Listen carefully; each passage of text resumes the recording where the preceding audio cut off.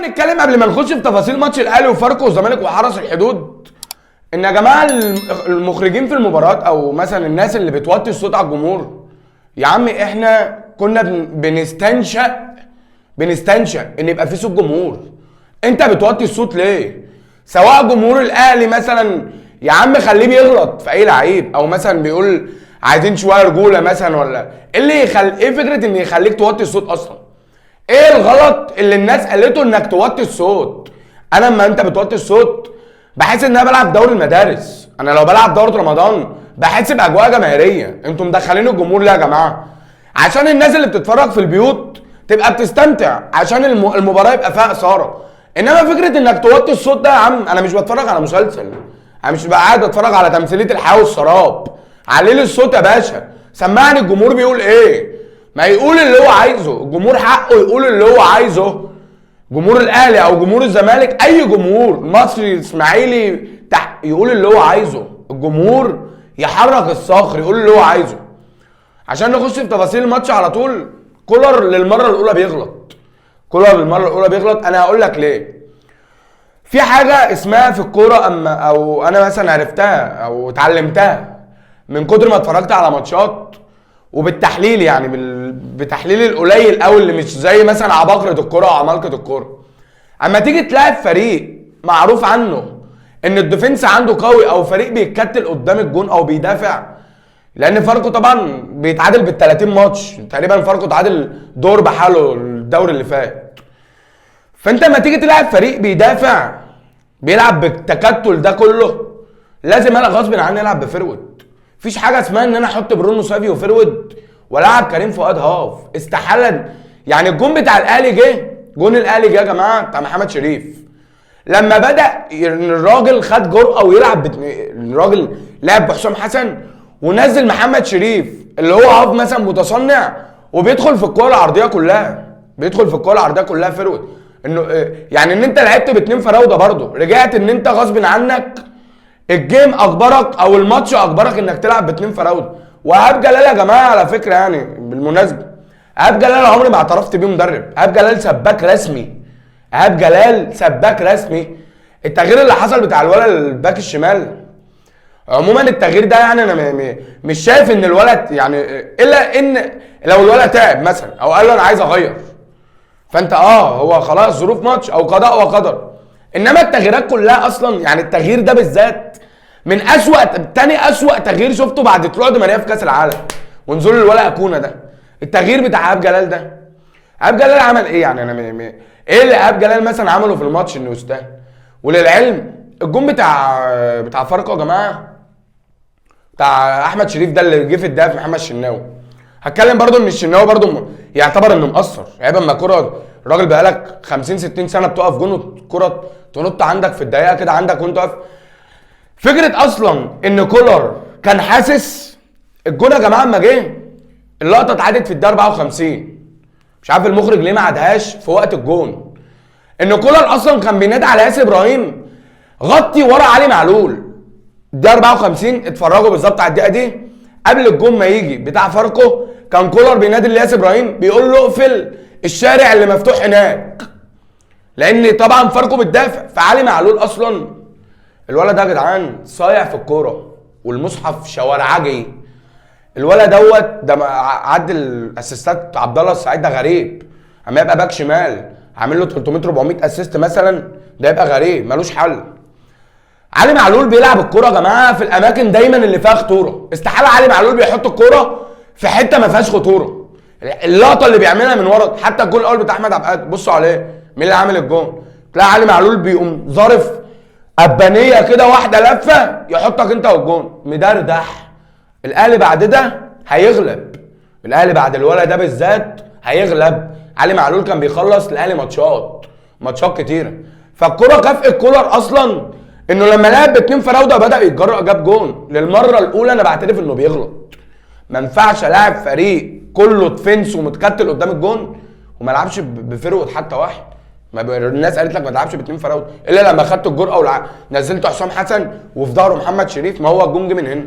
علي معلول بالمناسبه الكره ديت كانوا مستنيين يروح يعمل اوفر، هو اللي قال لحسين الشحات بسيط ما تطلعش من حد مصري.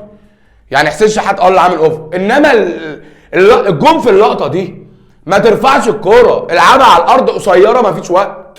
ما هو انت ممكن العبها عاليه هتتشتت، 90% منها هتتشتت.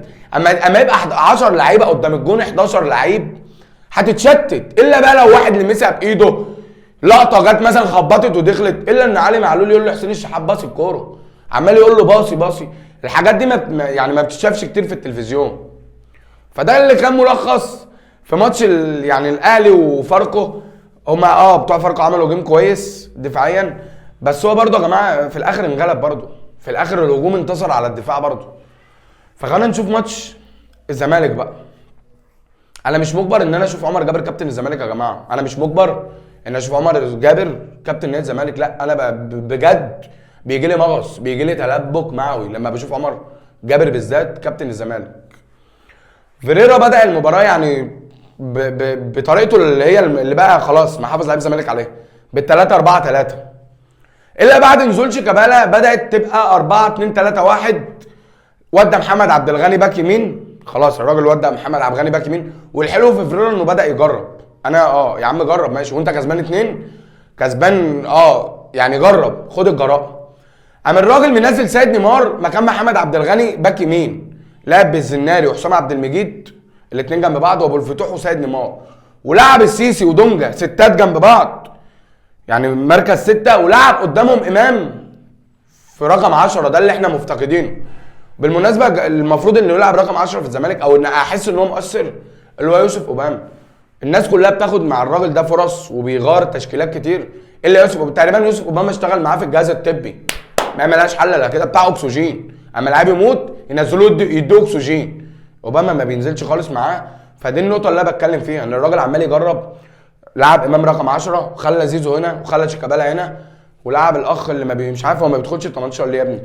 يعني انت كنت جاي من الدوري البوليفي ده، ولا الدوري اللي انت كنت بتلعب بتتقندل تلعب فيه ده؟ كنت بشوفك خفيف كده وبتجري وبتشوت. انت جيت كلت الدكر بط ولا ايه؟ انا حاسس ان سامسونج ده ما بقاش سامسونج، بقى ايفون. ده بقى قد كده اهو، وما انتش موجود في ال 18. يعني انا نفسي اشوف مهاجم للزمالك افريقي، احنا مش مبخاتين في السود عموما في الافارقه. نفسي اشوف فرود بيقف في ال 18. يا حبيب قلبي استنى الكوره في ال 18، هي هتجيلك. انت مش بتلعب تحت الفراوده ولا انت هاف، انت راجل فرود. يعني انت راجل المفروض تبقى واقف قدام الجون. انت ايه اللي بيطلعك بره اصلا؟ انت طالع بره تعمل ايه؟ انت واقف بره ال 18 اصلا، ايه لازمتك يا عم؟ انت لا حريف، انت بتستلم حلو وبتحط جسمك وبتبص. طب خش يا ابني ال 18، مين اللي هيجيب جون يا حبيبي؟ مين اللي هيجيب جون؟ لو بلاعب مثلا فريق بيدافع كله قدام الجون، مين اللي هيجيب لي جون؟ انا مش عايزك تبقى موجود بره ال 18. اللقطه الاخيره اللي حصلت بقى في الماتش واللي قفلتنا انا عموما، واللي ممكن كتير ما يكونش شافها، ان امام عاشور اول ما خلص الماتش طلع يجري، شيكابالا بينادي عليه ما ردش، قام جاي حتى شيكابالا مشوح كده في اخر، يعني بعد ما الحكم صفى. هو انت ايه يا امام؟ انت عايز تعمل ايه اكتر من كده؟ انا مش فاهم. انت ايه اللي مزعلك يعني؟ انت مهما رحت ولا جيت يا عم انت لعيب على عيني وعلى راسي، انت مفيش حد زيك. انا بقول لك اهو، انت في مكانك مفيش حد زيك. انت جبروت في الكوره، جبروت في معنى كلمه جبروت، شوارعجي. بس ملهاش لازمه يعني ان انا الراجل كابتن الفريق بينادي عليا اطلع اسيبه واجري، ولا ان عشان انا مقموص ما تولع ولا تروح في نصيبه يا عم. هو انتوا بتعملوا لنا ليه مشاكل من غير مشاكل؟ يوم حلو وماشي حلو وانت راجل عامل اسيستات وراجل كل الناس مبهوره بيك. ملهاش لازمه يا عم العجرفه وشغل عنتر ده، الكلام ده ملوش لازمه معانا. احنا ما عادش عندنا الكلام ده. احنا داخلين على افريقيا اللي بقالنا 200 سنه ما خدناهاش. ده الاهلي راح كاس العالم للانديه واخد السوبر المصري، فاحنا نفسنا نشوف الحاجات دي. انا بكلمكم للامانه، انا بقول لك بالامانه، احنا نفسنا نشوف افريقيا ونشوف الزمالك بيلعب في كاس العالم للانديه. احنا مش يعني مش ناقصين يا عم مشاكل، مش ناقصين مشاكل وحاجات تعمل صداع. ايه يا عم اللي حصل يعني؟ انا مش شايف ان في حاجه اصلا حصلت تخليك ان انت اما الجمهور ينادي على اللعيبه كلها ان انت ما تروحش وتطلع تجري.